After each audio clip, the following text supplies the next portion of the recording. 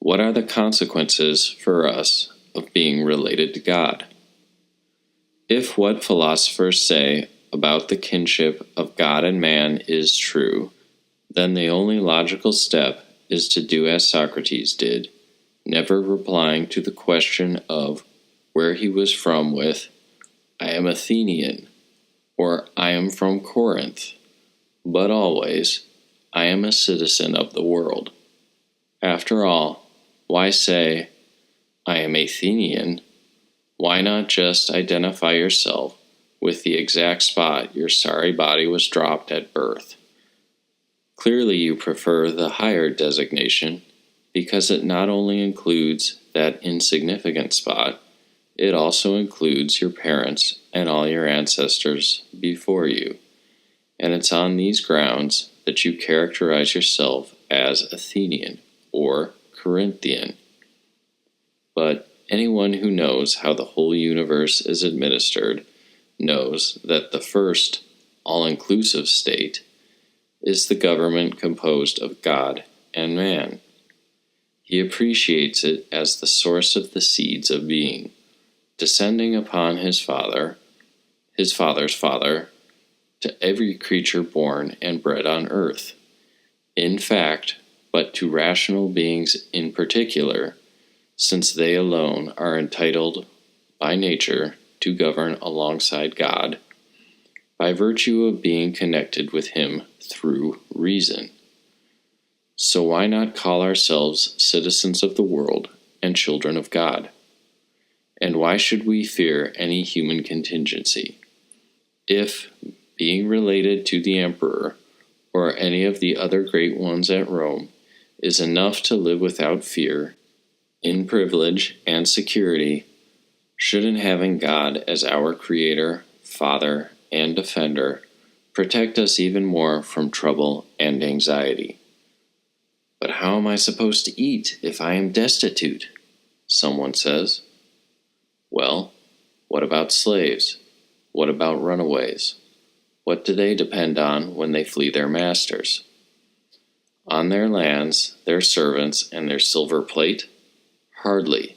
They rely on themselves, and still manage to survive. So is our philosopher, citizen of the world, going to rest his confidence in others wherever he lives or travels, rather than depend on himself?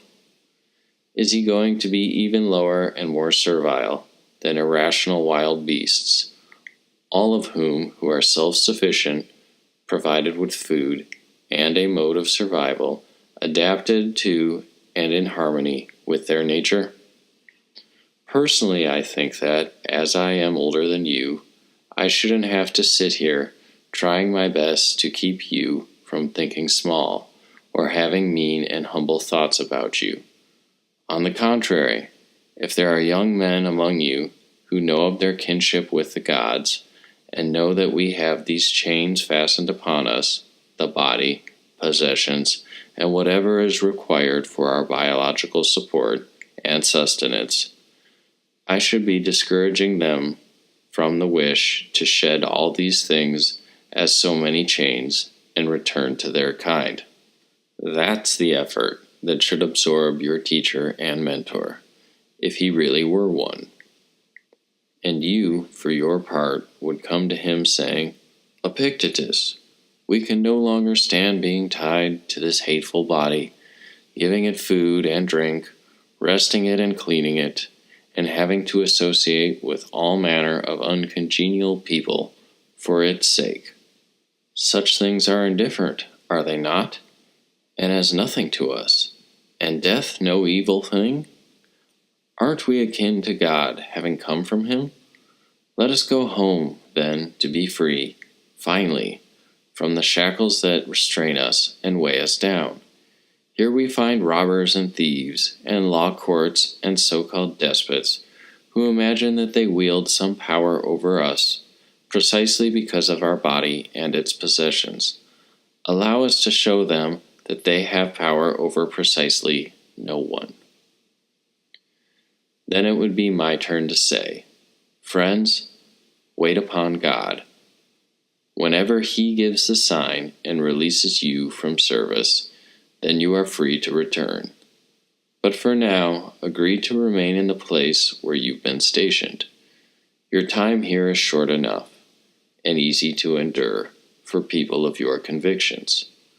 No despot, thief, or court of law can intimidate people who set little store by the body and its appurtenances. So stay, don't depart without good reason. That is the kind of advice that should pass between a teacher and an idealistic youth. But what's the reality? You and your teacher are no better than carcasses. No sooner have you eaten your fill today than you sit and start worrying about where tomorrow's food will come from. Look, if you get it, then you will have it. If not, you will depart this life. The door is open. Why complain? What place is there left for tears? What occasion for flattery? Why should one man envy another? Why should he admire those who have many possessions, or those who are strong in power and quick to anger? What can they do to us, or for us, after all? The things they have power to do are of no interest to us, and as for the things we do care about, these they are powerless to affect. No one with convictions of this kind can be made to act against their will. So how did Socrates stand in this regard? Exactly how one would expect of someone who perceived keenly his kinship with the gods.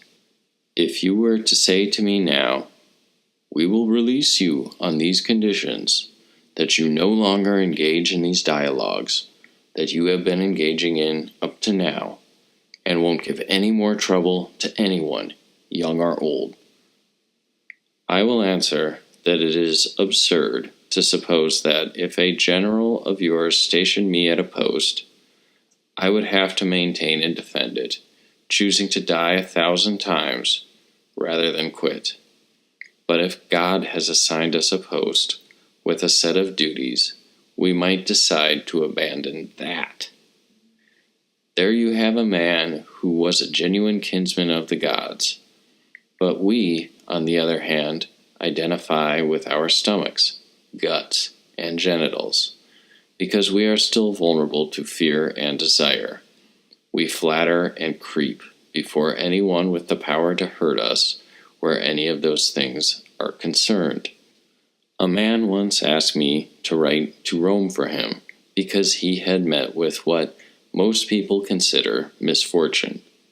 He had once been rich and famous, but later lost everything, and was living here in Nicopolis. So I wrote a letter on his behalf in a deferential tone. When he had read the letter, he handed it back to me, saying, "I wanted your help, not your pity. Nothing really bad has happened to me." Similarly, Musonius used to test me by saying, "Your master is going to afflict you with some hardship or other." And when I would answer, "Such is life," he would say, "Should I still intercede with him when I can get the same things from you?" For in fact, it is silly and pointless to try to get from another person what one can get for oneself. Since I can get greatness of soul and nobility from myself, why should I look to get a farm, or money, or some office from you? I will not be so insensible of what I already own. For men who are meek and cowardly, though there is no option but to write letters for them as if they were already dead, "Please grant us the body of so-and-so, together with his meager ration of blood." For really, such a person amounts to no more than a carcass and a little blood. If he were anything more, he would realize that no one is ever unhappy because of someone else.